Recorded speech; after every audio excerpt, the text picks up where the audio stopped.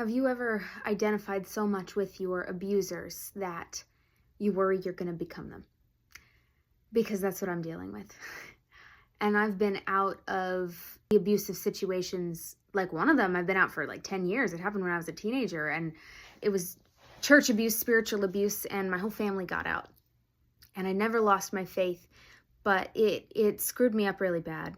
Actually, about 10 years after leaving that church, I said, I want to try to go back to church. I walked into a church. It was so identical to the environment that I had left that I sat through the service and I just cried.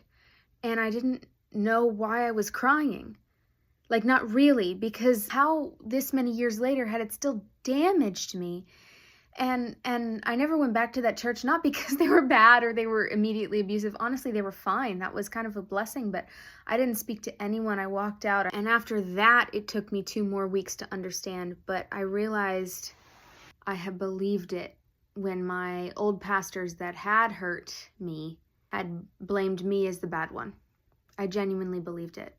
I genuinely believed that I was toxic to a church environment. That if I came and if I showed who I really was, then it inevitably would cause, I don't know, some kind of destruction, evil, not because I wanted it. And so part of me was staying away from church because I believed that I was toxic for church. How nuts is that? And yet it's also a belief I didn't know I had.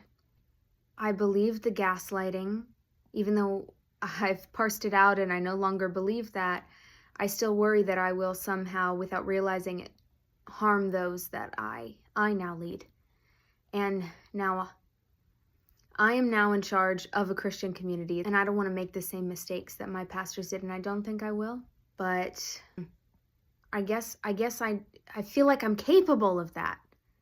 And feeling like I'm capable of that makes me feel scared, but at least I'm honest.